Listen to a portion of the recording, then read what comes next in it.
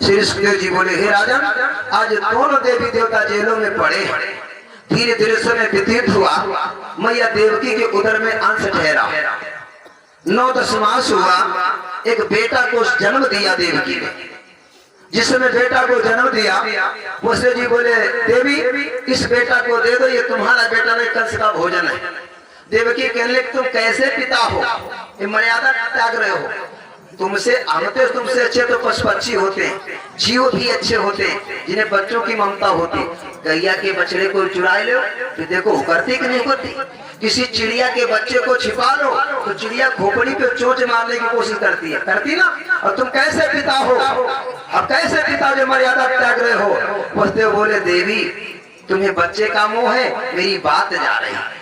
बात वाले जो होते हैं बात उनकी नहीं जाती है, लेक्चर सर्वस्व चला जा रहा है जो बात वाले। और जो बात वाले ना जाता देखो चौरा पर खूब तारी बजाओ, खूब कसम ही खाते हैं।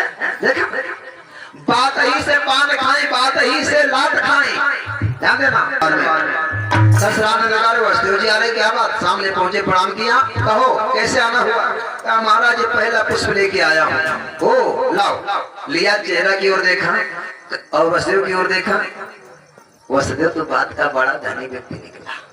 मैं सोच रहा था तू बच्चे को नहीं लाएगा। नहीं साहब, क्यों नहीं लाऊंगा। आहा, बच्चे को देखा, ममता जागृत हो गई। क्या विचार उठा। और ये महात्याग सच्चा साहसी और सच्चे वंश का उखाड़ा है। और पर इस मास के लोथड़े ने मेरा सतारा है।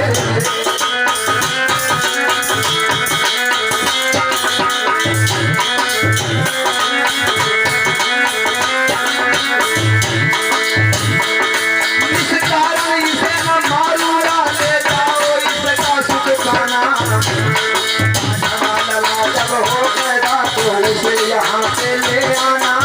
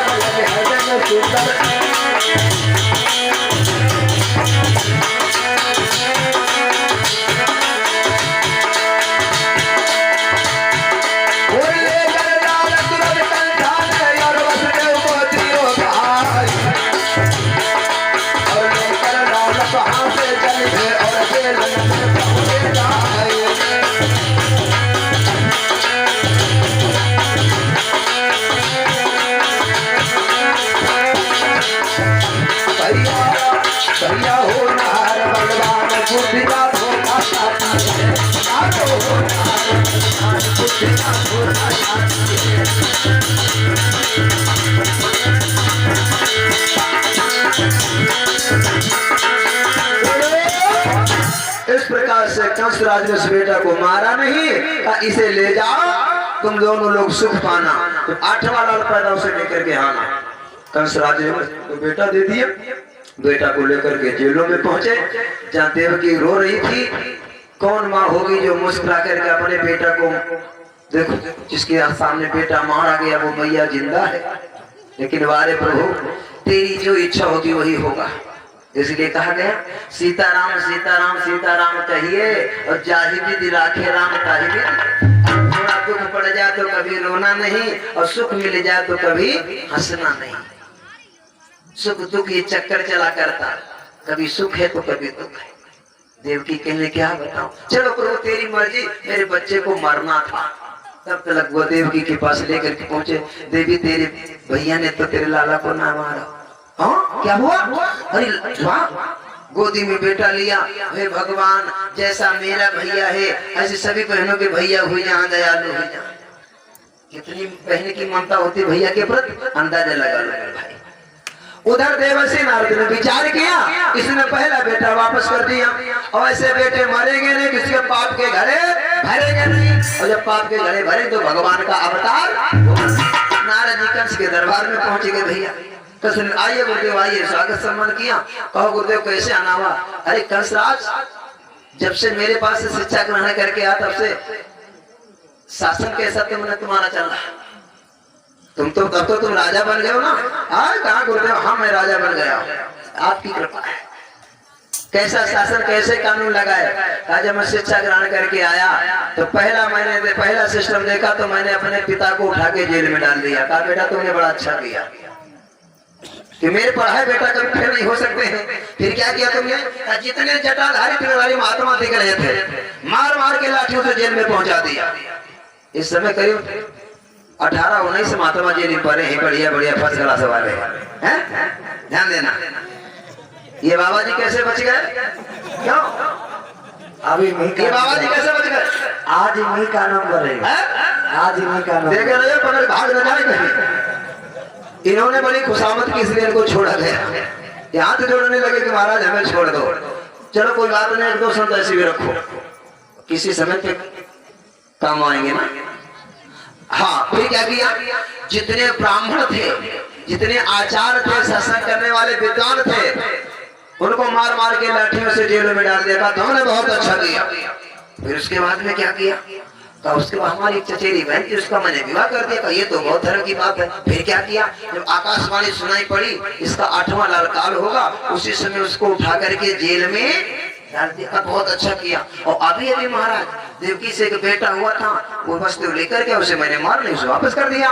कंसराज से नाथ बोले नारायण नारायण नारायण। इसीलिए बेटा ओ कंसराज शत्रु को छोड़ बैठा आनंद मनाता है, और सच है जब चतुर चूकता है तो 3 ठोकरें खाता है। ये मेरे हाथ में क्या है? कमल का पुष्प। काश की पंखुड़ियां गिनो, 1 2 3 4 5 6 7 8। कितनी है? 8। का 2 छोड़ के गिनो, 1 2 3 4 5 6 7 8। अब 6 छोड़ के गिनो, 1 2 3 4 5 6 7 8। अब इधर से छोड़ के गिनो, 1 2 3 4 5 6 7 8। अब बताओ इसमें कौन पहली है कौन 8वीं? गुरुजी ने इतना कहा मैं तो चला, ये नहीं कहा मार दो जा करके ना, चल पड़े। इसने दिमाग लगाया गुरु। हाँ जैसे हर एक पंखुड़ी पहली, हर एक पंखुड़ी 8वीं, इसलिए पहला बेटा 8वीं में जा सकता, 8वां बेटा पहले में। कंसराज दौड़ा मेरी माताओं बहनों भाइयों, जाकर के देवकी के यहाँ से बेटा लिया और एक पत्थर पे दे मारा, प्राणांत हो गया। दरबार में पहुंच गया। बाबा नारद जी पहुंचे जेलों में। वसुदेव देवकी से कहा तुम घबराओ नहीं, तुम्हारे 6 बेटा मारे जाएंगे, इन्हें श्राप है। ए भैया ध्यान देना, इन्हें श्राप किसके बेटा थे? भागवत में सृष्टि वर्णन में लिखा ब्रह्मा जी के 10 पुत्रों में एक मरीच नाम का बेटा था। ये 6 बालक उसके थे। 6 बालक देख करके ब्रह्मा जी को हंसे। ब्रह्मा जी ने श्राप दिया, दुष्टों में देख के हंस रहे हो, क्या तुम्हें मृत्युलोक में जाना पड़ेगा, मृत्युलोक में जाना पड़ेगा। श्राप दे दिया तो कल्याण कैसे होगा? तो उस जन्म में जाकर के हुए हिरण्यक्ष के बेटा, और जन्म के बाद ही यानी अपनी माँ के उदर से ही खंडित हो गए। कहा कल्याण कब होगा? कहा जब द्वापर में भगवान कन्हैया का प्रकट होगा। भगवान कन्हैया के तुम 6 बालक बड़े भाई बनो, देवकी से प्रकट होगे। कंस जन्म लेने के बाद तुरंत मारता जाएगा, और 7वें में बलदाव जी आएंगे, और 8वें में भगवान कन्हैया पूर्ण कलाओं से आएंगे, तब तुम्हारा उद्धार। ये कथा देवकी वसुदेव को समझाई नारद ने। तो कहा कोई बात नहीं, मेरे 6 बच्चे मरेंगे मैं बर्दाश्त कर लूंगी, लेकिन भगवान हमारा बेटा बन जाए। ध्यान देना मेरी माता, भगवान मेरा बेटा बन जाए, ये दुख मैं बर्दाश्त कर लूंगी। देवकी ने कहा, वसुदेव बोले मैं दुख बर्दाश्त कर लूंगा, लेकिन वो जगत का नियंता मेरा बेटा बन करके आ जाए। कहा तुम घबराना नहीं, 6 बालक मारे जाएंगे तुम्हारे। ये कथा समझा करके नारद चले गए। बारी बारी से 1 नहीं 2 नहीं, देवकी के बारी बारी से 6 बेटा मारे गए। 6 बालकों का वध कर दिया कंसराज ने। अब सातवीं की बारी आई। सातवें में शेषा अवतार लक्ष्मण जी जो त्रेता में थे, भाई आज बलदाव बड़े बन करके आए। ये बड़े बन के क्यों आए भैया? त्रेता में थे छोटे, आज बड़े काहे बने? कारण है लक्ष्मण जी ने राम ने लक्ष्मण से कई बार ऐसी बातें, ऐसा काम करवाया जो समाज के खिलाफ था भैया। कौन था सुनो। राम ने दबाया, राम बड़े थे लक्ष्मण छोटे, कहा हम छोटे तो हमें दबाते रहे हो, अब से हम बड़े बनेंगे। कब? सुन लो, ध्यान से समझना।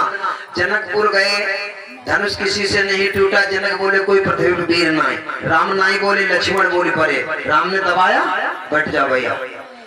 धनुष तोड़ डाला, परशुराम आए, फरसा चमका मई। कौन है धनुष तोड़ा? माटी कोई बतावा कौन? जगह संसार लौट दी है, मारी फरसा चमका मई। राम नहीं बोले, लक्ष्मण बोले महाराज एक बंद करे ने हवा लगी, धार बिगड़ी गई है, धार बिगड़ी गई है। कहा है पहले की बहुत बोल रहा, क्या तुझको नहीं पता? इस फरसा से अपनी अम्मा मार डाली, मार तुम। अरे वाह, अरे वीर मारी अपनी अम्मा, अपनी अम्मा मारी तो वीर अपने काल में शर्म नहीं आते। कोई दूसरे पर नजर उठाई होती हो तो हम पता चलता दादाजी फरसा चमका वही परशुराम। राम ने दबाया, रुक जाओ भैया। राम लक्ष्मण जी तब भी गए, वहां भी तुम्हारी बात सुनी राम जी से कहा लक्ष्मण जी ने। और जब सुबह धनुष तोड़ा, कलेवा हुई रही रहा है। जनकपुर की सखियां गारी गाँव दादा का गौरी गारी होती ना है। अरे बहना सुनो, अयोध्या में का हो ना धीर से होते ना वीर से होते, अवधपुरी में पैदा लड़का कीर से होते कीर। आदमी की जरूरत ही नहीं दादा। राम चुप ही भाग ऐसी खाए बैठे, ना ही बोले। लक्ष्मण का नहीं बर्दाश्त हो। कल हे भैया कुछ सुनी जनकपुर में का हो ना नारी से होती ना नर से होती, और जनकपुरी में पैदा बिटिया हर से होती, हर से दादा। राम बोले चुप चुप चुप चुप, कटी गई दबाई दिया। 14 वर्षों का वनवास हुआ, माता सीता का हरण हुआ, रावण मरा, सीता जी वापस आई। अगली परीक्षा ली कि नहीं ली? और जब अयोध्या में राज आओ और धोबी धोमन लड़ी गए, धोबी कहना अपनी पत्नी कहाँ गई रहती देर कतई तूने? कहीं राम के दरबार। अरे निकाल घर से तो ऐसी तैसी करो, कोई राम नहीं तेरे सीता लगभग घर में बैठा ले करती धोबिनिया। तू न करे जा लेके पानी पीऊंगा तुझको घर से। और ये राम को मालूम बोल लक्ष्मण का, लक्ष्मण भैया जाओ सीता को छोड़िए आ गो। कहाँ छोड़ा सीता को? विठूर परियन में। यही परियन की बात बता रहा हूँ। ये वो जिला है, वो तपोभूमि है। सीता माता ने उस समय यहाँ पे गुजारा है तुम्हारे पड़ोस में। तो लक्ष्मण जी ने कहा इतना अन्याय तुमने करवाया। अब हम छोटे थे, आपकी बात मानते रहे, अब से हम बनेंगे, हम बड़े बनेंगे, तुम छोटे बनो, हम आदेश करेंगे तुम। भगवान बोले भैया तुम नहीं बड़े बने जाओ। अब बड़े बन करके लक्ष्मण जी आ गए। बलदाऊ जी, ये माताओं बहनों भैया लोगों, अगर बड़ा बनना, बड़े बनने के पूर्व बड़े कुछ कष्ट पाते हैं, बहुत कष्ट मिलते। कितने का समझाई दे कष्ट कितने मिले? सुन ले। अच्छा जितने विद्यार्थी भैया लोग हैं, हमारी बहनें बेटियां लोग ध्यान दें, जितने विद्यार्थी हैं, बच्चे भाई भी और हमारी बहनें भी, इसे मेहनत करो, खूब पढ़ो, और इतनी मेहनत करो, माता पिता का नाम रोशन करो, एक दिन बड़े बन जाओगे, एक दिन बड़े बन जाओगे। अगर मेहनत नहीं करोगे, मम्मी ने कुछ कह दिया, जरा सी बात में गुस्सा की लाल पीली कर दे तुमने, तो पढ़ करके समाज में बड़े नहीं बन सकते हो। ध्यान से समझना। जैसे हम लोग एकत्रित हैं, ऐसे एक बार सभी दालें इकट्ठा भई। बड़े बनने के पूर्व बड़े कुछ कष्ट पाते, अरहर की, मसूर की, चना की, मूंग की, और ये सारी जितनी दालें सब इकट्ठा भई। कोई कहे हम बड़ी, कोई कहे हम बड़ी, कोई कहे हम बड़ी, और उड़द बेचारे काले का लूटे धरे भैया, वही ना कहे हम बड़े, वही सबसे उजरे, सबसे उजरे। कैसे कह दे? नंबर 1 मसूर की दाल को मिला, रंगत में बढ़िया, सभी दालें चले गई। मसूर की दाल की बहुत उड़द पहुंचे, कहाँ बहन तुम बड़ी, कहाँ बड़ी? कि हमको बड़ा बनाई दे। अरे चलो बड़े बड़े डूबे जाए, खाही लगा होती है तो कहीं बड़ा बनाओ। कपड़े बनी हो? हाँ। मुसीबत झेलोगे? कहाँ झेलेंगे? ज्ञान बताओ हमें। सोए ना, आंखें लप झप ना करो, लप झप आंखें ना करियो, बताई दे। अगर आंखें लप झप करो तो पानी आंखों पर लगा लो, थोड़ा नींद लग रही होगी ना।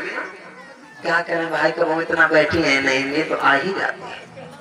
अब नींद का आया कथा मन नहीं लगा तो नींद होती, वो कहो भाई नींद चली जाए।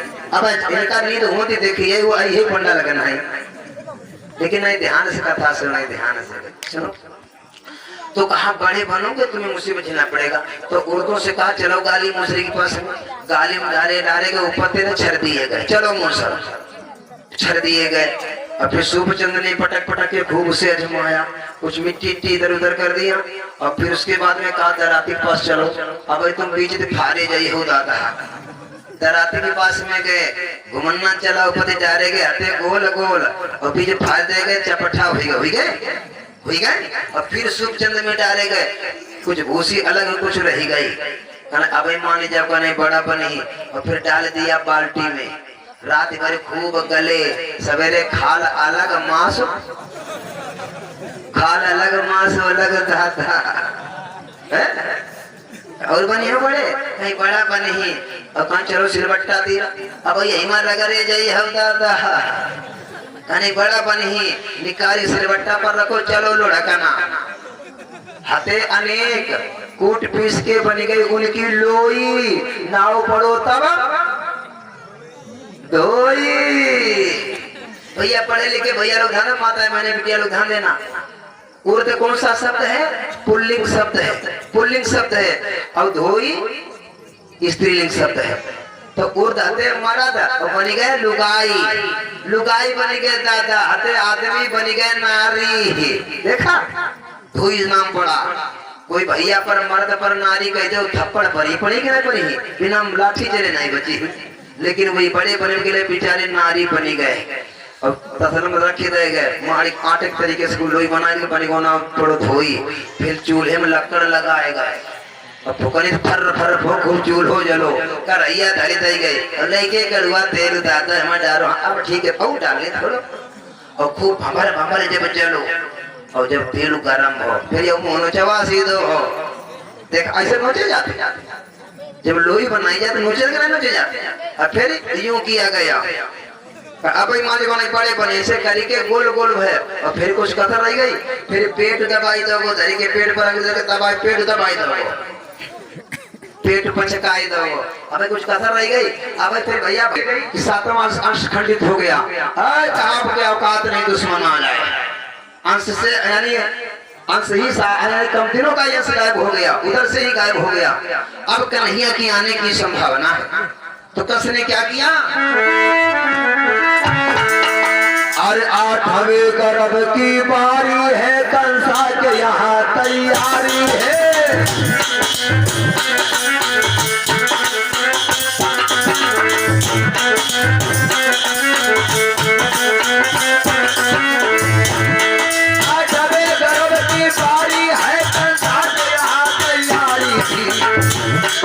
राजा का पहरेदारी में जेल में बहन दुखियारी थी।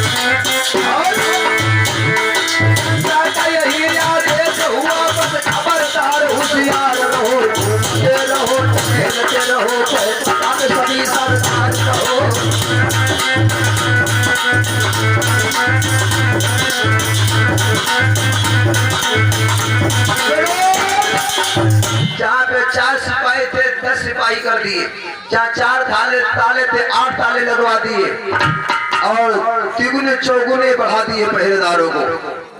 कोई सो नहीं सकता, बराबर पहरा लगाते रहो कि मेरा दुश्मन आने वाला है। डबल पहरा लगवा दिया। याद रखना मेरी माताओं बहनों, देवकी को भोजन कैसा देता है? तसले में पानी भरवा देता है, उसमें रोटी डलवा देता है। जब खूब सड़ती है 10-15 दिन हो गए तब ऐसा भोजन, क्योंकि इससे होने वाला बेटा कमजोर हो, घिनौना हो, नापाक हो। इसने आदेश कर दिया। धीरे धीरे वो समय आ गया। भादव का महीना, अष्टमी तिथि है, बुधवार दिन है, रोहिणी नक्षत्र नक्षत्र रात्रि का लगभग यही टाइम है। आज लज्जापति आने वाले हैं। जेलों में दोनों देवी देवता पड़े हैं भाइयों। आज बहन देवकी को नींद आई और नींद में स्वप्न देखने जा याद रहा, स्वप्न देखने लगी। स्वप्न में भगवान चतुर्भुज रूप में धारण करके आए जेलों के अंदर। मैं ये स्वप्न में बोली, आप कौन है, कहां से आए, कहां जाओगे? तो भगवान ने कहा, मैं तुम्हारा 8वां लाल आया हूँ। मैया एक उपकार करो, राते राते मुझे गोकुल में पहुंचा दो और वहां से यशोदा के पास तुरंत की जन्म बालिका होगी, वो कंस के हाथ में दो। उसके बाद में मैं 11 साल 11 महीना 11 दिन का होगा तो कंस को मिट्टी में मिला के छोड़ दूंगा। इतना उपकार करो। इतना ज्ञान देने के बाद में भगवान ने अपनी माया को समाहित किया और मैया की जो आंखें खुली, आज मैया को एहसास हो रहा है कि बेटे को जन्म देने का समय आ गया। आओ देखो, अभी पहरेदार कंस राधिका आ रहा है, उसके बाद में यहीं से नाटक शुरू है। चलो भाई।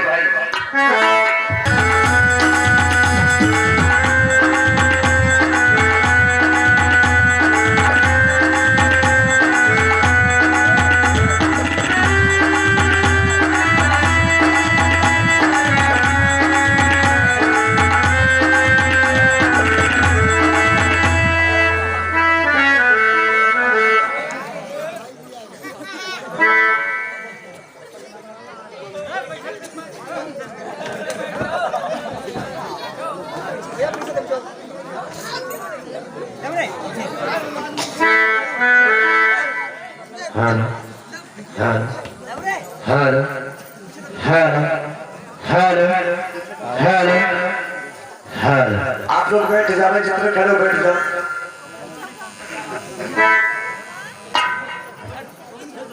सभी लोग प्रेम से लगाएंगे जयकारा और उसके बाद में देखेंगे लीला।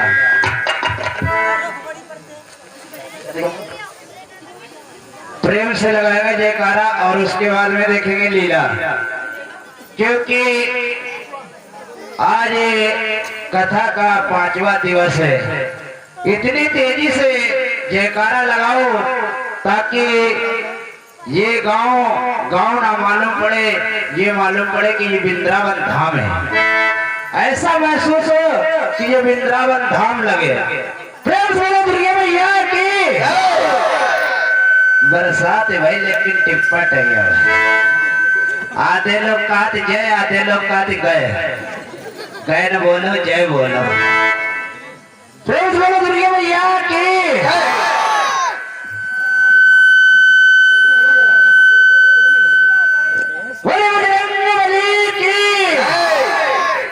वाह, अब लग रहा है कोई वृंदावन धाम है। महाराज का आदेश है और मुझे पहरेदारी पे बहुत सख्त पहरा देना है, ताकि क्योंकि मैं महाराज का आज्ञा का अवश्य पालन करूंगा और पहरे पे कोई भी सूचना होगी तुरंत ही महाराज को सूचना पहुंचाऊंगा।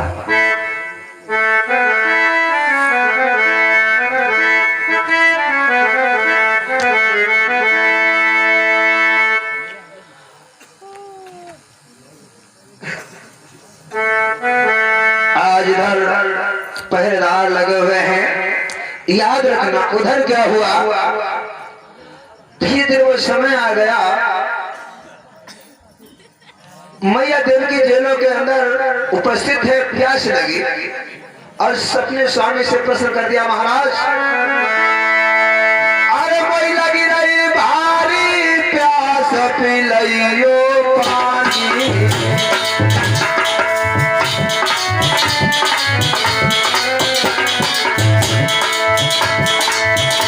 और बिना पानी सब सुना, बचे ना मेरी जिंदगानी, बिना पानी सब सुना।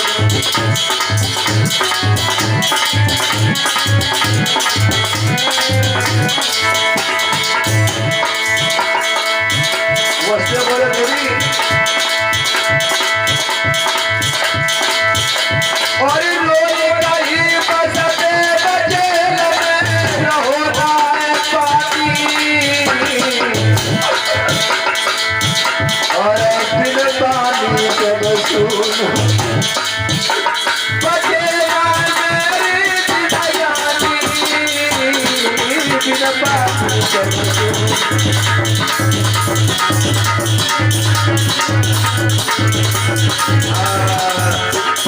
प्रिया को ऐसा था बेटे का जन्म देने का समय आ गया, लेकिन जवान हेठ नहीं, गला सूख रहा है। पानी के लिए आवाज की, लेकिन वसुदेव देवी जेलों में पानी नहीं। भगवान ने सोचा मेरी माँ भी रो रही, पिता भी रो रहा है। उसी समय भगवान ने छोटा रूप धारण किया और धारण करने के बाद में मैया की गोदी में आ गए। क्या अरे धरी छोटो स्वरूप रे प्रभु माँ की गोदी आए।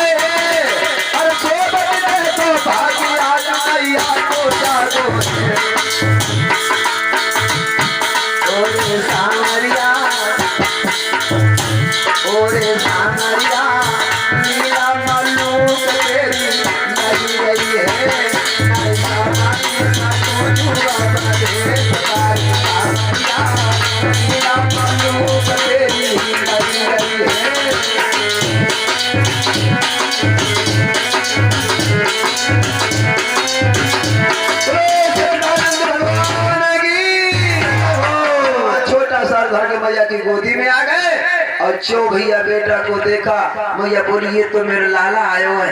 कंस वसुदेव बोले तेरो लाला ना, कंस को भोजन है। और सो मैया बोली महाराज रात में मैंने स्वप्न देखा, एक सुंदर मनहारी मूर्ति थी। उसने कहा राते रात मुझे गोकुल में पहुंचाओ और ये सोता के पास की तुरंत की जन्मी हुई बालिका लेकर के इतना उपकार करो, 11 साल 11 महीना 11 दिन का होत कर उसको मिट्टी मिला के छोड़ूंगा।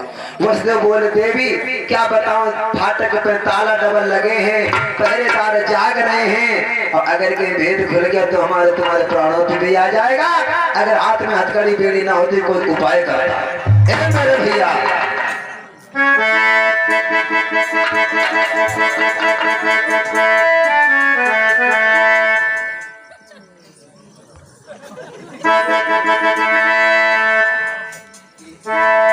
याद रखना मेरे भाई, देवकी कहने लगी महाराज ये मेरी अंतिम संतान है, इसके प्राणों को बचा लो। वसुदेव जी कहने देवी क्या बताओ, अगर हथकड़ी बेड़ी ना होती कोई उपाय करता। जहां इतनी बात वसुदेव जी ने कही, हुआ क्या, जहां कहा वसुदेव ने बंधन जावे छूट,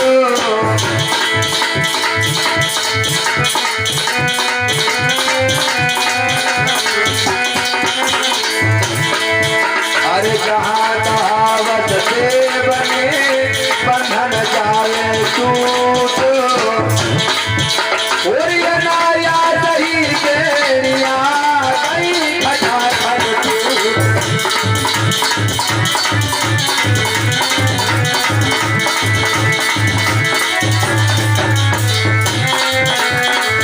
गुरु सच्चिदानंद भगवान की।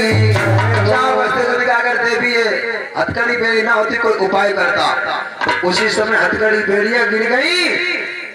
ये चमत्कार भगवान ने दिखलाया।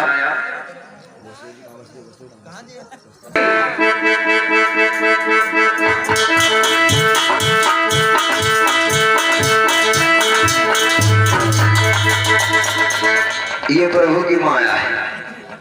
आहा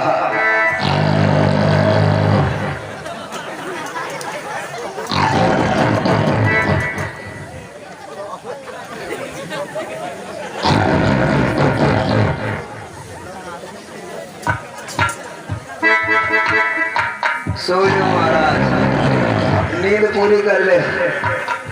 ये भगवान की माया है। वसुदेव जी ने जाकर के देखा पहरेदार खर्राटे भर रहे हैं। आहा सोचने लगे वारे प्रभु तेरी माया बड़ी विलक्षण है। आज पिता वसुदेव जी अब जागत है ये।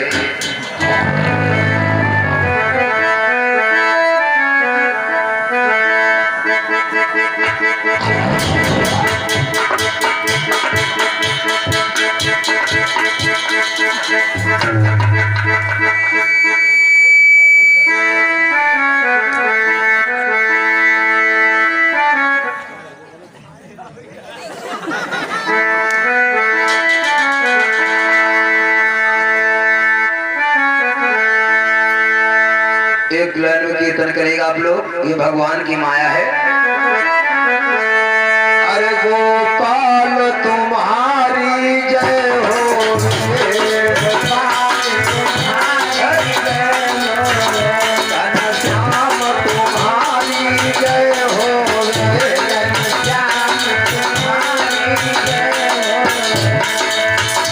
नंदलाल तुम्हारी जय हो रे,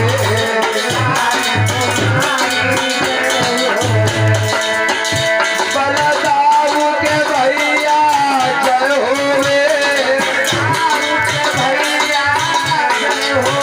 मेरे कुंवर कन्हैया जय हो रे,